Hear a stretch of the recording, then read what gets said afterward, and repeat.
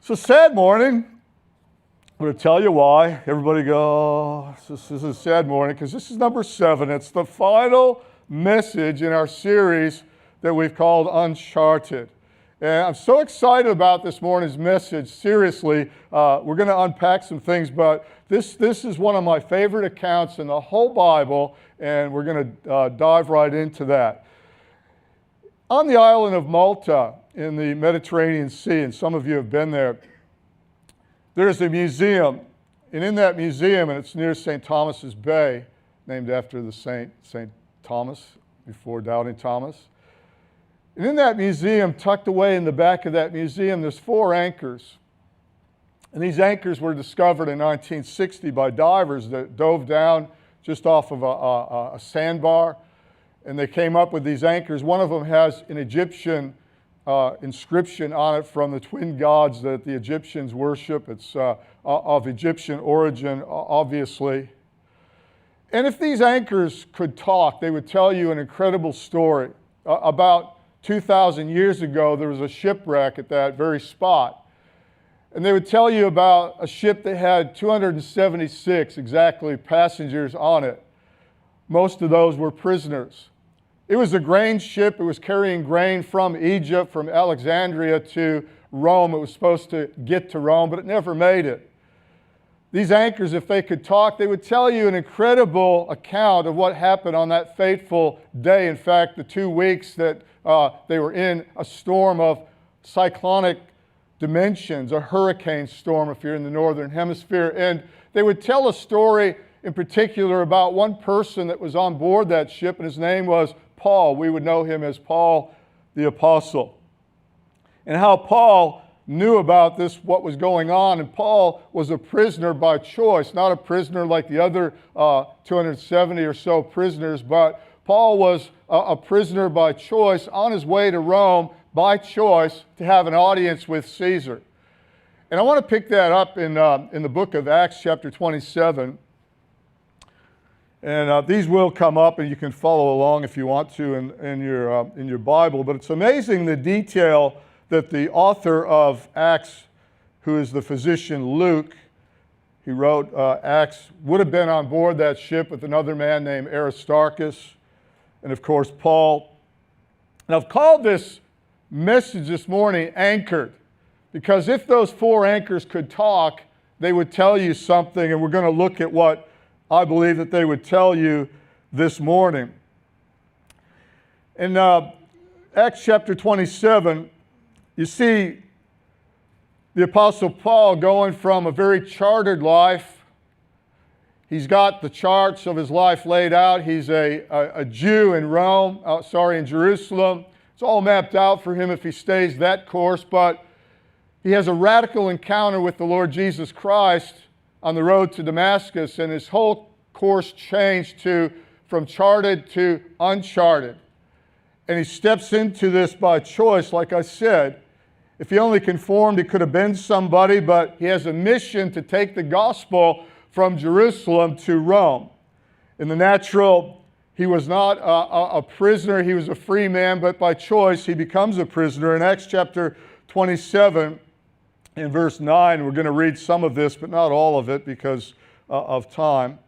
But in Acts chapter 27, verse 9, much time had been lost, and sailing had already become dangerous because by now it was after the Day of Atonement. So it gives us the time, which is roughly the month of October, and seas change, seasons change as it's going into winter, winds pick up. It's a very dangerous time to sail in the northern hemisphere.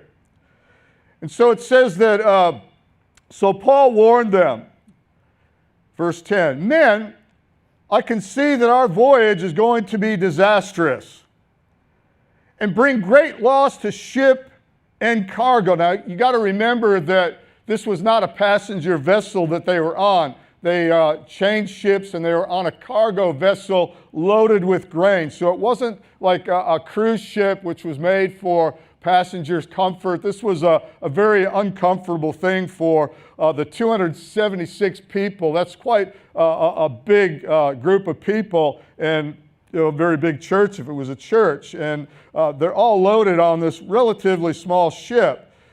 And he says it's going to be disaster. It's going to bring great loss to ship and cargo and to our lives also. Not really good news.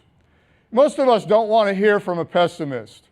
I remember I heard Elon Musk say this. He says, I'd rather be an optimist that was wrong than a pessimist who was right.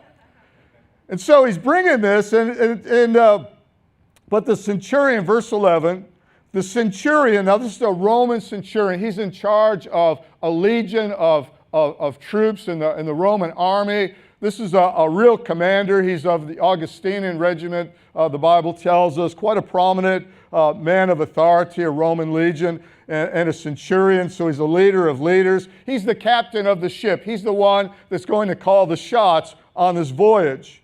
And instead of listening to Paul, what Paul said, he followed the advice of the pilot, or in other words, the helmsman, and the owner of the ship.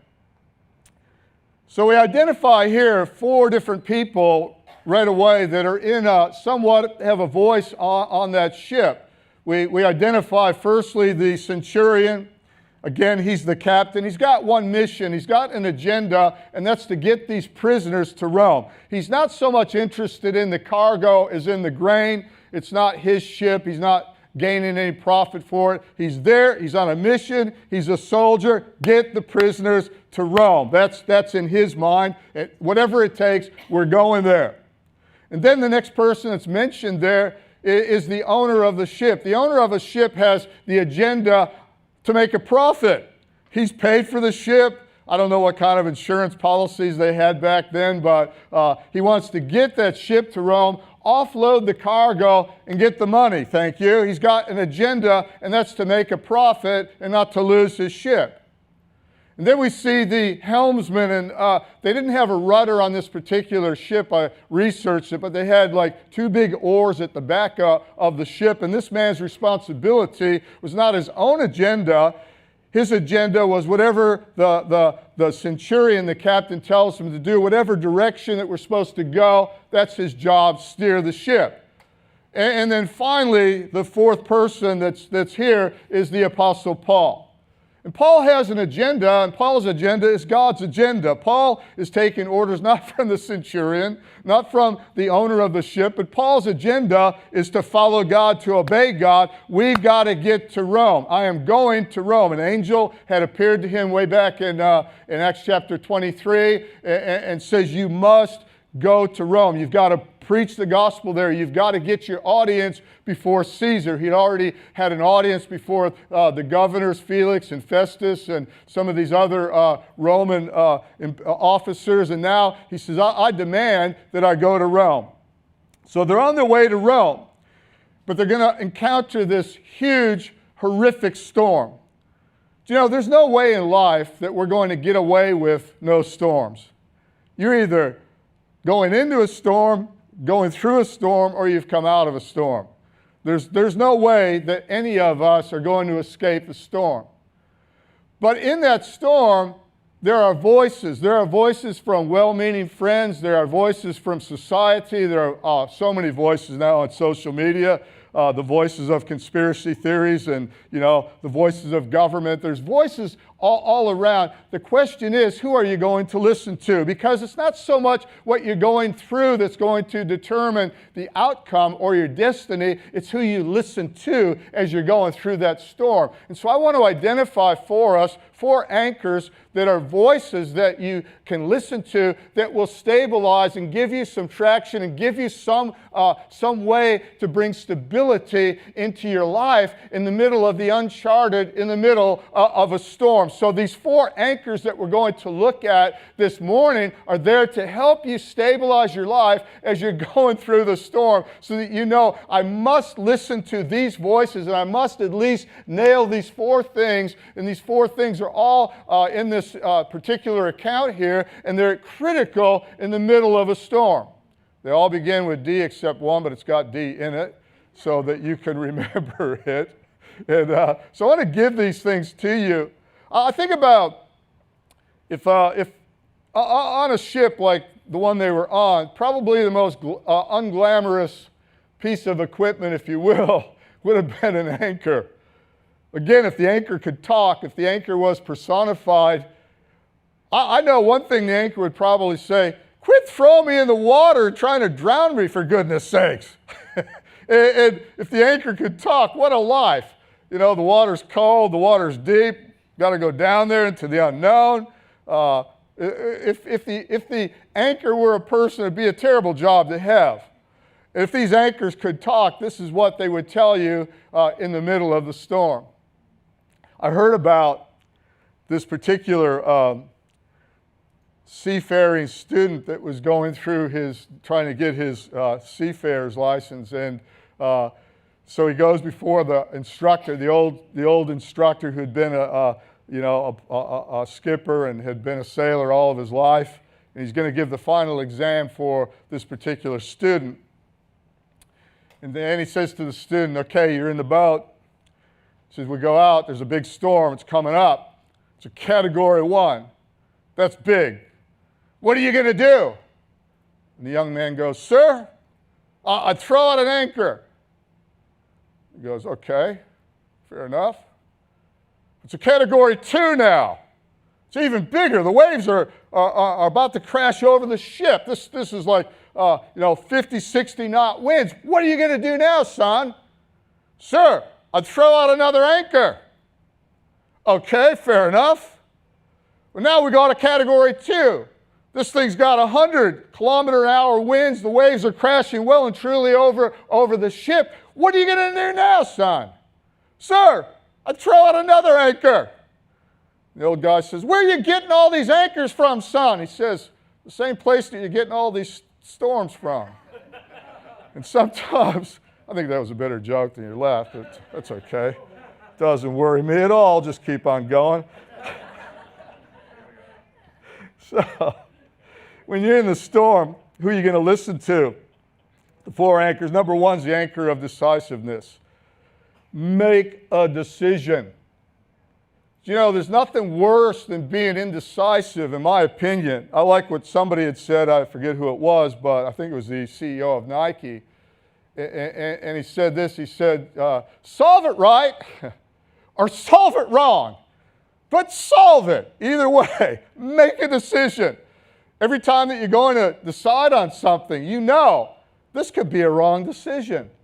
And so we don't. We back up and don't make a decision, which is the same thing as making a decision. And indecisiveness, all the time, that voice of indecisive, what if I make a mistake? What if I make the wrong choice? What if I choose door number A, but it should have been door number B? And so there's instability in our life. I like what James said. He talks about if you lack wisdom, ask of God. But when you ask, you must believe and not doubt. Listen to what he says next. Because one who doubts is like a wave blown and tossed by the wind. Let that person expect nothing from God because they are unstable in all that they do. There has to be a decisive voice that rises up from the inside of you. Make the call. Make the call. Choose one way. Choose the other. Just make a decision. In this case, they made the wrong decision. They didn't listen to the voice of Paul. They listened to the centurion, and he was thinking about, got to get these prisoners. This doesn't make sense. Why would we stay in this port any longer? And so verse 12, the harbor was unstable in winter. The majority decided. That's the way most of us make decisions. We go by popular opinion. We get a consensus, a committee going. We go by they. You know, they are saying that. And if you go that way, and you make your decision just based upon what they are saying, whatever that is, then you're probably going to miss it. You're going to be wrong. Sometimes the decision that you have to make is, in fact, most of the time, being honest, is a hard call. It means you're going to throw away popularity. It means that you're going to walk into Uncharted. You're going to, having made that decision, you're going to walk in a place that makes your knees jittery and buckle and takes your breath away. And some of the decisions that you'll make in life, they're going to cause you great anxiety. If this thing doesn't work out, I'm gone. I'm done. But make the call, make the decision. What is it right now in your life that you're just putting it off? You just can't make the decision. You know what the right decision is, but you just won't make it. Well, ask of God and then come to a decision, and don't be indecisive. The majority decided that we should sail on, hoping to reach Phoenix, another port, and winter there. It was a harbor in Crete facing both southwest and northwest. Verse 13, when a gentle south wind began to blow. Oh, watch the gentle south wind. Sometimes, oh, that's confirmation. That's confirmation that I made a compromise decision. I listened today, but boy, isn't this sweet now?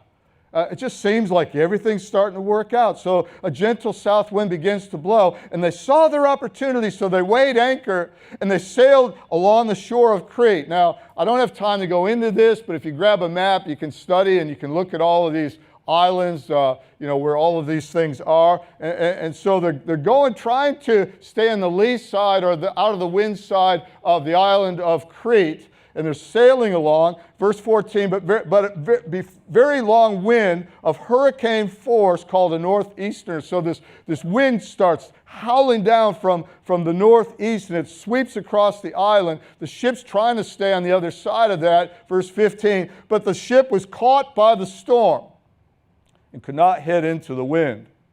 Now, this particular ship only had one big mainsail. It didn't have a jib and other sails, so it couldn't tack. It didn't have the ability, like now, a sailing vessel can go into the wind just by tacking and maneuvering. But this they put that sail up, whichever way the wind's blowing, it's going to take this thing. You got the guy in the back with the 2 oars, not really a rudder. He's trying to steer this thing. And this giant storm comes up. They couldn't head into the wind. Verse 16, so we passed to the lee of a small island called Cauda, where we were hardly able to make the lifeboats secure. And the men hoisted it aboard. Then they passed ropes under the ship, trying to undergird it so the timbers didn't fall apart, and to hold it together, because they were afraid that they would run aground on the sandbars of Syrtis. Now that's on the north side of Africa. It's technically like where Egypt is. So they're being driven towards North Africa from where they are in the Mediterranean, and they're worried about hitting that, and it's going to be all over. So they lowered the sea anchor and let the ship be driven along. That anchor, again, is just to drag it, to slow it down.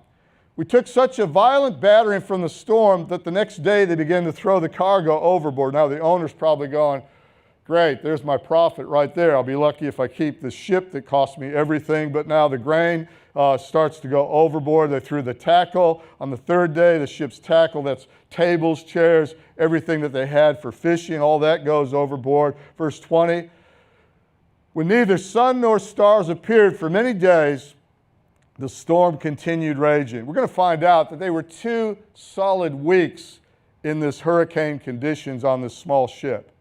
That's a long time to be tossed like tempest, waves crashing over, fearing for their lives, not being able to eat. When neither sun nor stars appeared for many days, and the storm continued raging, we finally gave up all hope of being saved. These people navigated by the stars. The way they knew where they were going is they look up in the sky. If it was clear, they could tell which direction at nighttime.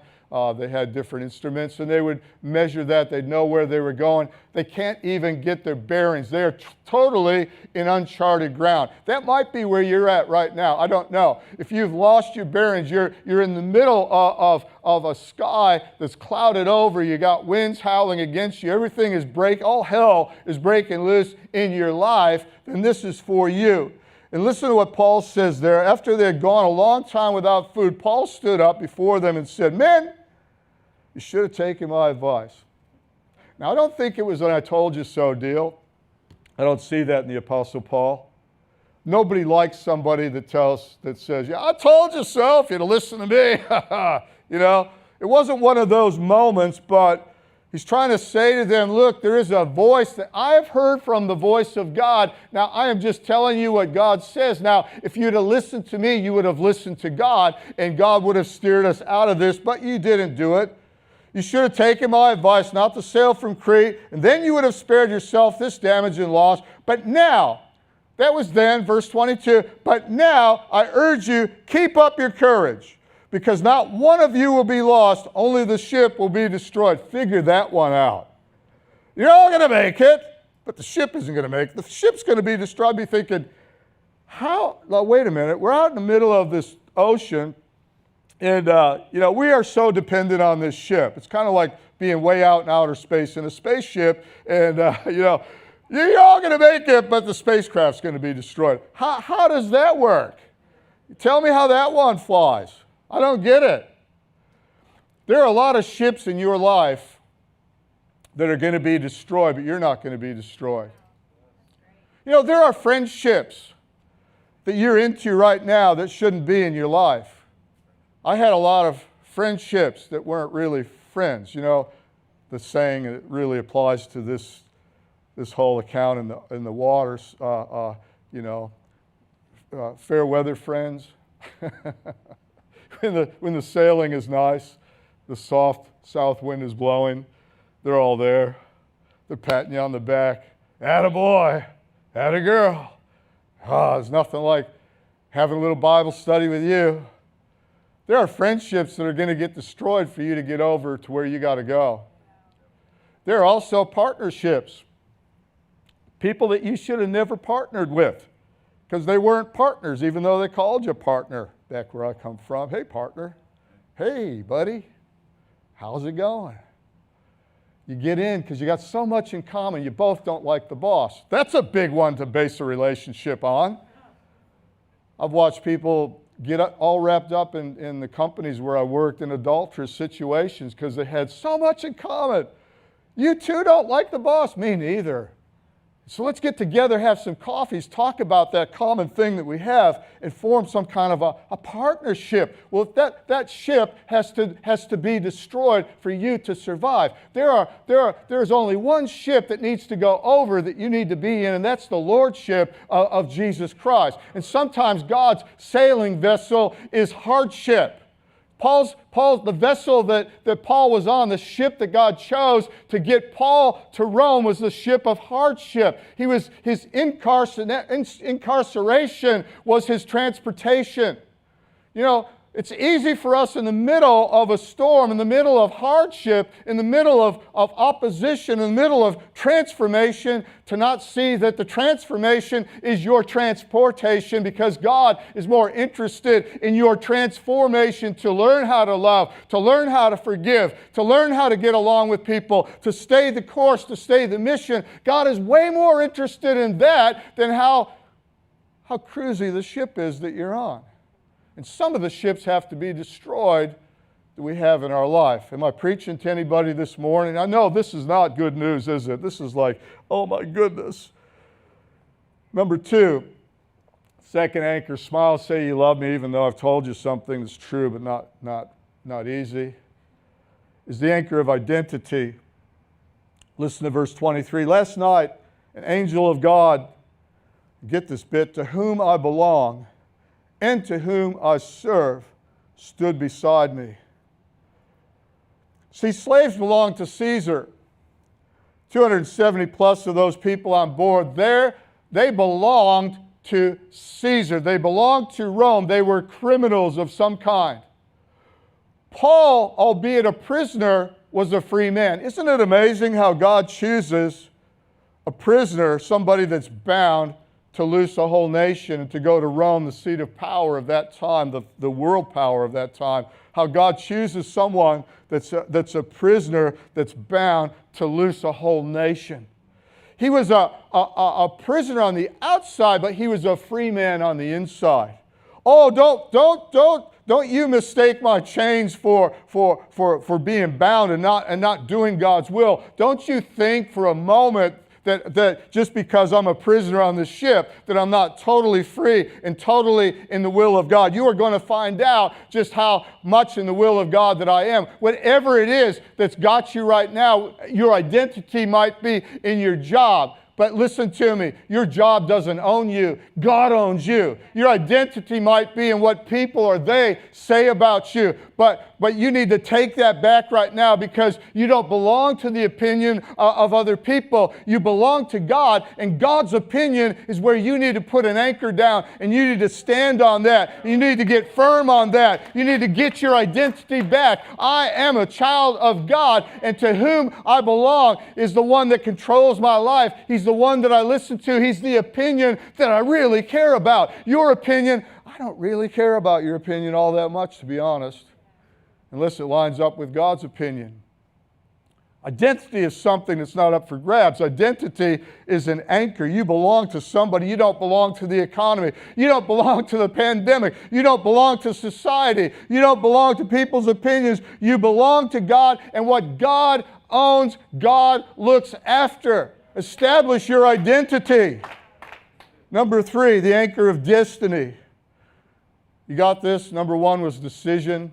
Begins with D. Number 2, identity. This third anchor is the anchor of destiny. You have a destiny. Sometimes, you need to say to the devil when he's attacking you and trying to throw you off course, I've got a destiny, devil. I'm on a mission from God. It wasn't the Blues Brothers that started that whole thing. I've got a destination. I'm here by choice on this ship, and yes, it's going through hardship, but I've got a destination, and it's to get to Rome to preach the gospel. I am a preacher prisoner, but I am a preacher before I'm a prisoner. I am going to Rome. It's my destiny to get there, and devil, you're not going to stop me, because my identity is in God, and so is my destiny. My destination is in God as well. Listen to what verse 24 says. And he said, do not be afraid, this angel. Do not be afraid, Paul. Oh, I like this next bit.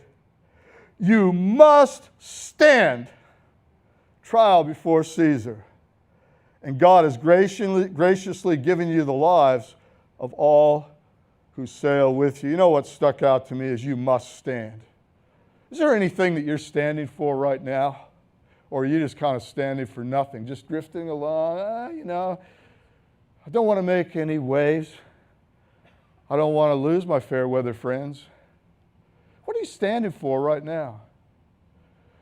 You must stand before Caesar. You must stand.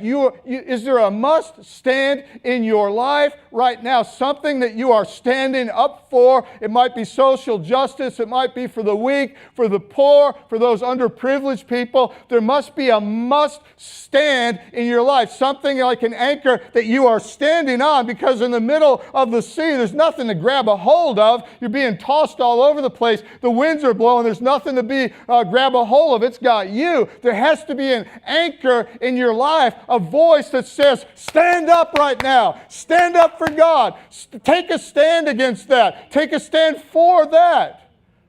What is it in your life right now that you are standing for? One way of kind of knowing what you're standing for is what you can't stand. What is it that you can't stand? I can't stand, and I got a whole list of things that I can't stand, right? Well, I'm not going to go into. But I can't stand people being taken advantage of. It just wrecks me. I almost threw a guy out of McDonald's because he was abusing this poor 16-year-old girl, giving her such a hard time, and I got so upset to where I stood up. I told him, he said, one more word to her. I'm a pastor, for goodness sake. I said, one more word to her, you're going through that window. Do you understand me? Just open your mouth, and you're going through the window. He called the police on me, took my license plate. The police didn't do anything, thank goodness, but I was also thinking next day in the paper, pastor throws guy through window, kills guy. But I got so angry. It was over a cup of tea. Oh, the tea's, this tea's too cold. So she takes it back, comes, here, sir. Next, it's too hot, what are you doing? And then, there's nothing this poor child could do to make this grumple bum happy. And I'm watching, I'm there to just have a really meditative time, have a coffee. Sometimes the caffeine gets into me. Just being honest. It's the Christian drug of choice, isn't it? It's in the end of me, I'm kind of getting riled a bit here. And then he's blubbering on. It's like, what do you stand? What can't you stand? So what are you standing for? Your stand is an anchor to your destiny. Number 4, and we're going to close in a moment. Number 4, the fourth anchor is the anchor of determination. Verse 25. So keep up your courage, men, for I have faith in God that it will happen just as he told me. Nevertheless, we must run aground on some island. Oh, I love that. The some island that they're going to run aground on happens to be the same island that I talked about at the very beginning, where there's a museum with 4 anchors in it. It's called the Isle of Malta.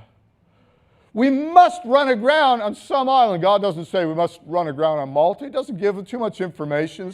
This is all you really need to know right now. You're going to run aground on this island, and the island has a reason. There's a reason for you to be doing this. So on the 14th night, they're still driven by the Adriatic Sea. I'll just keep going with this. Fearing, verse 29, fearing that we would be dashed against the rocks, they dropped, guess what?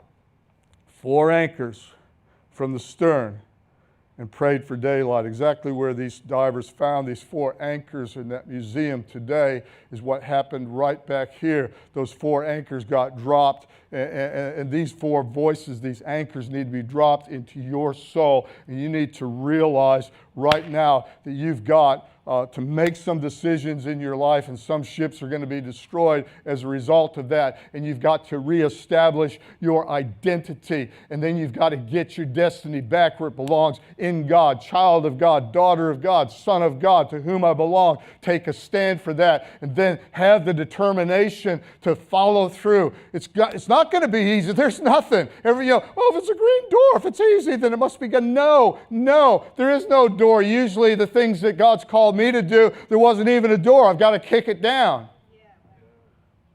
But boy, am I glad I did. All faith and everything gets woven into this, but determination, dogged determination. Paul said to the centurion and the soldiers, verse 31, unless these men stay with the ship, you cannot be saved. These guys wanted to go overboard. They wanted to hijack it out of there stealth-wise. They're going to get into a lifeboat, scurry away to land, and avoid the shipwreck. And Paul sees it going on. He says, unless everybody stays in the ship, we're talking about the fellowship now. And I believe this is a great metaphor of the church. There's a time to cut and run, but usually it's not cut and run when things get difficult in church life, which they do, because you got all these other prisoners coming in that get set free. And not a nice place to be. I wouldn't want to be in prison with a bunch of people, but you know what?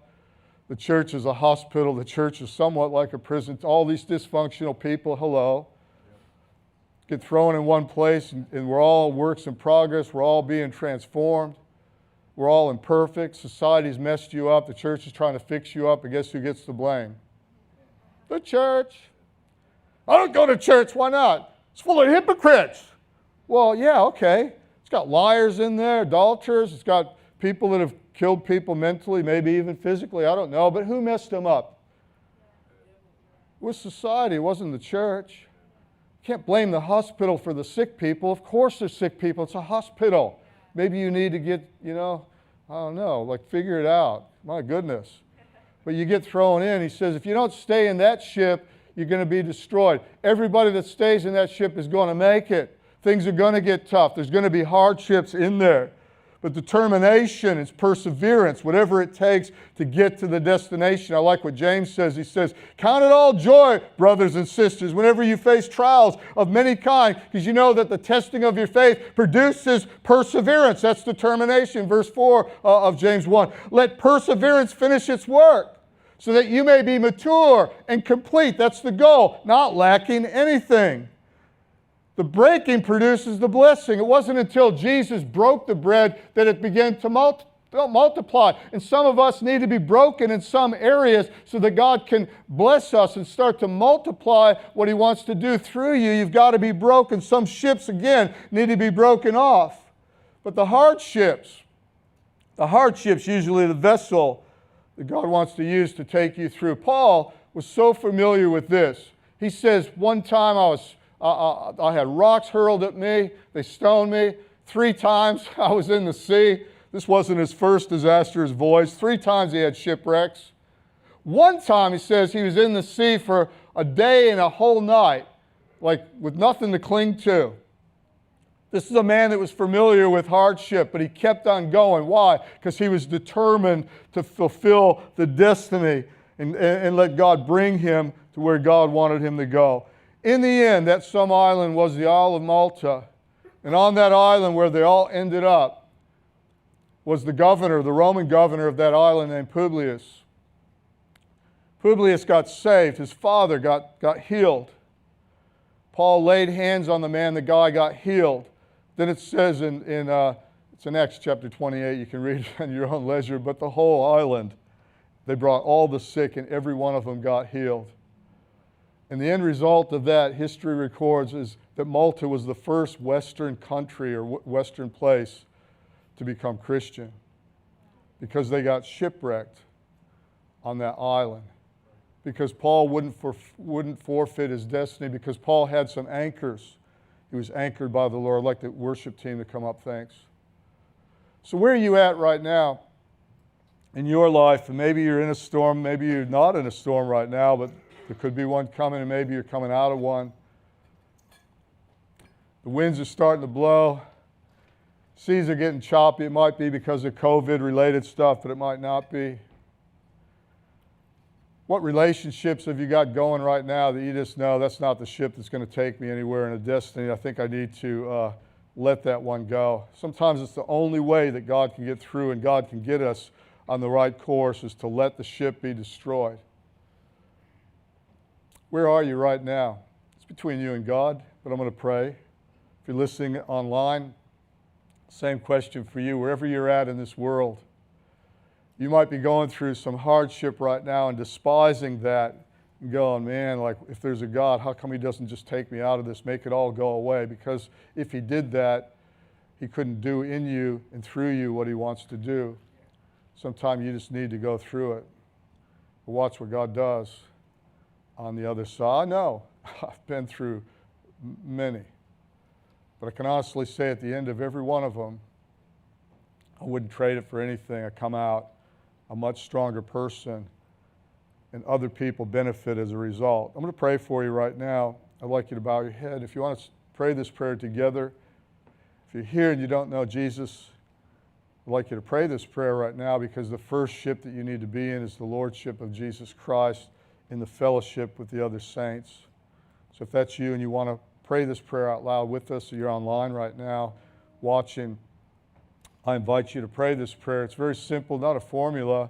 It's just a heartfelt prayer or cry out to God. So say this along with me. Say, Dear God, I thank you for sending your Son into my world. Jesus, save me. I give you my life, and I thank you for forgiving me of all of my sin. Amen. Well, if that's you, congratulations for giving your heart to Jesus Christ. If you're here, we want to get you started. We want to give you a free Bible and some material to get going. There's other people here that would love to help you discover the truths of your faith and the decision that you made. If you haven't been water baptized, please let us know. We'd love to see you take that step of baptism. If you're online, if you have a home church and you've given your heart to the Lord, please go tell your pastor and tell the people there in your church. If you don't have one, there are some great churches probably near you in whatever city or town that you're in. I really encourage you to look one up. If you don't know what to look for, just send us an email. It's city-church.net, or you'll find our email address will come up. You can visit our website. Just send me an email. We will help you find a church in your area, no matter where you are in the world. Tune in next week. We're going to learn about love. Amen. God bless you, and thank you so much for being part of our service today.